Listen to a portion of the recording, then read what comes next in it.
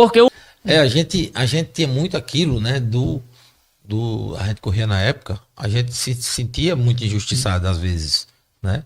E principalmente logo quando isso foi introduzido a faixa mudou a faixa de 5 metros para a faixa de 10 metros, então existia muita polêmica, né? Porque os cavalos não abriam como abrem hoje, os cavalos só faziam mais passar, então o boi tinha boi que queimava muito, tinha boi que levantava, então era uma antigamente boi era só na levantada do boi, né? Então quando passou a ter a questão da primeira faixa, que o boi tinha que cair depois da primeira faixa, começou a ter muita polêmica, então o vaqueiro se sentia muito injustiçado, entendeu?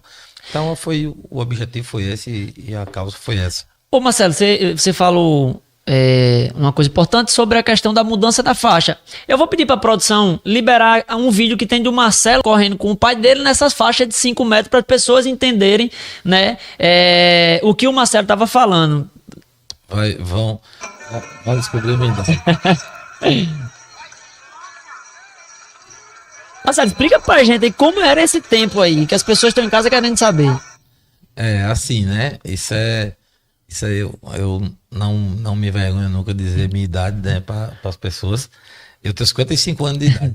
Esse vídeo aí foi em 1985, no Parque 13 de Maio. No Parque 13 de Maio, aqui em Natal. O Parque 13 de Maio, para quem não sabe, fica ali paralelo ali a 6, né? Ele ficava 6 com a Nascimento de Castro, né? Esse aí era o Parque 13 de Maio.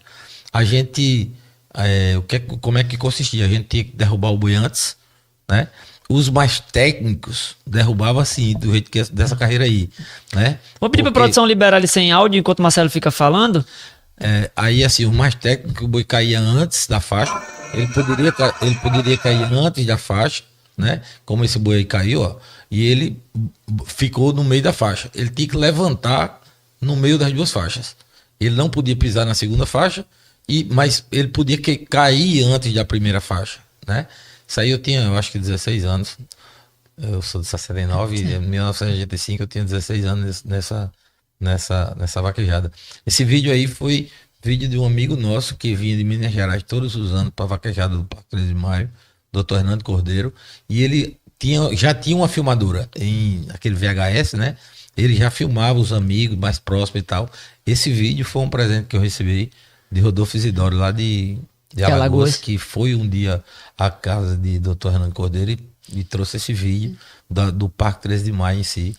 E são momentos muito boas lembranças. E nos ajudou agora, né? Porque as pessoas, tem muita gente aqui em casa que a vaquejada, graças a Deus, ela tem passado por uma sessão de muito público, né? Principalmente com a chegada das betas esportivas, com a chegada das altas premiações e principalmente também com a transmissão, né, Marcelo? Que foi gerando ali torcidas e fãs, né? Então, muitas pessoas não sabiam ainda como é que era uma vaquejada antigamente. Então, no caso, quando a gente teve a entrada do boi de TV, foi exatamente na mudança desse tipo de faixa, né? Como a gente viu aí. Não, o boi de TV foi muito tempo depois. Muito tempo depois. Então, depois disso aí já tinha outra forma. O boi de TV, eu acho que foi, como eu relatei, o boi de TV foi em volta de 1994, né? A introdução da faixa de 5 metros, como esse caso aí, foi aí por volta de 87, 88, né? Nessa década de 85 a 90 foi quando se introduziu a faixa de 10 metros. Sim. Né?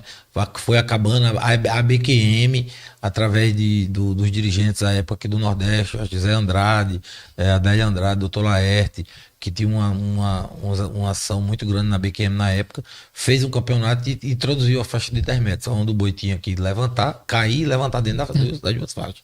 A gente, na época, parece até mentira, mas tinha gente que arrastava um boi 30 metros para poder botar o boi na faixa.